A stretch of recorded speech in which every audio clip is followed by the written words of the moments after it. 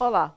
Eles são barulhentos, rebeldes, muitas vezes introvertidos, instáveis. A transição da infância para a vida adulta não é fácil, nem para os jovens que têm de aprender a lidar com as transformações físicas e psicológicas, nem para os adultos responsáveis por eles e já um pouco esquecidos de como se comportavam na juventude. A adolescência é o tema do Bom para Todos, que começa agora. Hoje, na nossa sociedade, é muito comum se referir aos adolescentes apenas pelos riscos, apenas pelas dificuldades e se desconsidera o talento que está presente em todo adolescente. Você quer desabafar com alguém e você não tem aquela intimidade, nem com seu pai, nem com a sua mãe. Comecei a sair com pessoas que se envolviam com drogas, bebidas alcoólicas, né? E chegava a falar, não, você vai se esquecer dessa dor, desse sofrimento.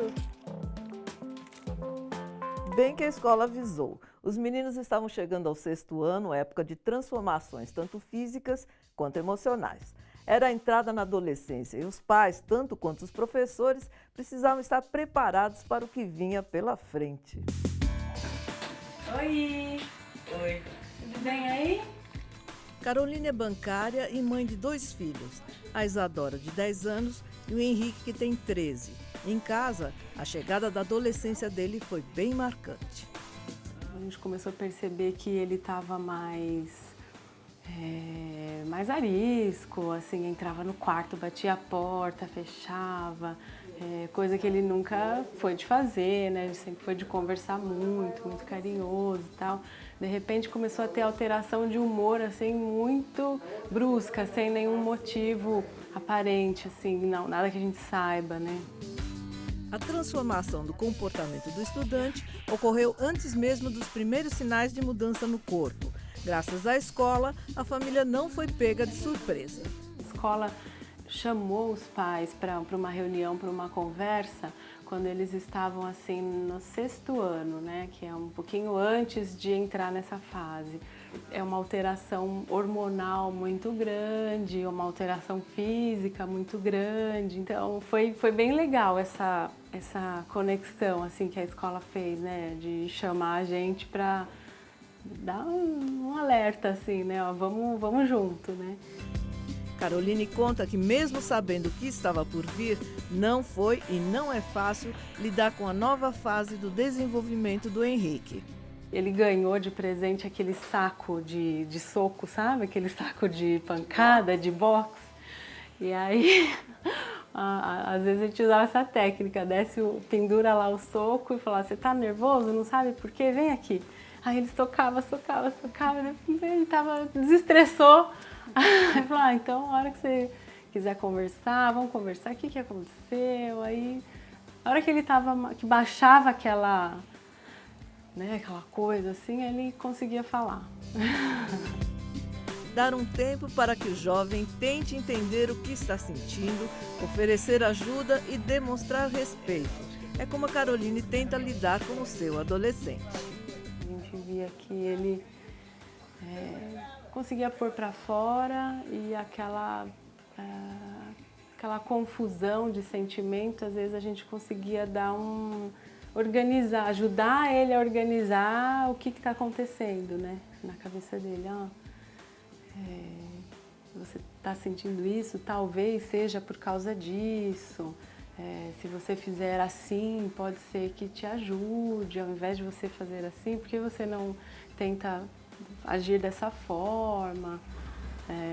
E aí, assim, mostrar caminhos de uma forma mais... tentar, né? Assim, mostrar caminhos, ajudá-lo a identificar esse sentimento, né? Turbilhão de sentimento que vem nessa fase.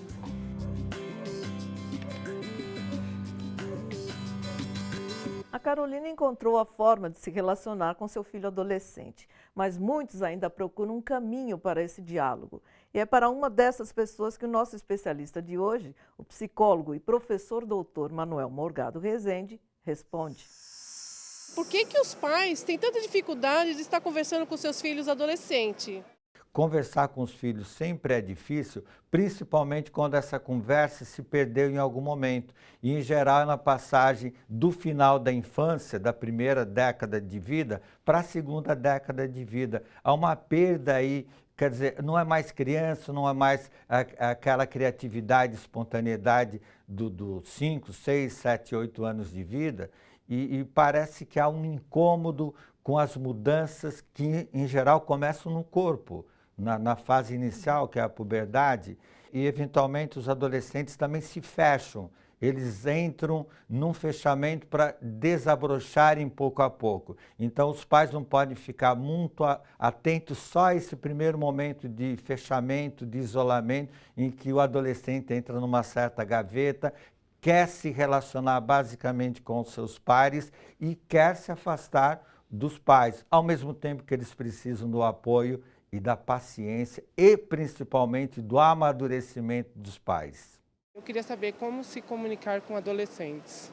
Em primeiro lugar, respeitando o adolescente, ouvindo o adolescente como um ser inteligente, como um ser sensível, como um ser capaz, como um ser que tem possibilidades como qualquer ser humano. Então, essa é a primeira perspectiva. Parar de super proteger o adolescente ou parar também dessa atitude de abandoná-lo. Então, é preciso encontrar uma métrica, uma medida entre proteção, não é?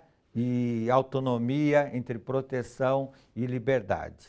Eu gostaria de saber como que podemos controlar os adolescentes dentro de casa com o uso de celular e computador.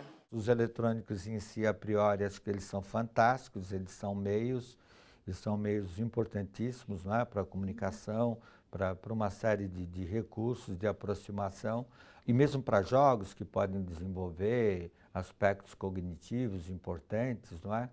Agora, é preciso também ter contato presencial, é preciso ter um momento para esportes, é preciso ter um momento para olhar o mundo olho no olho.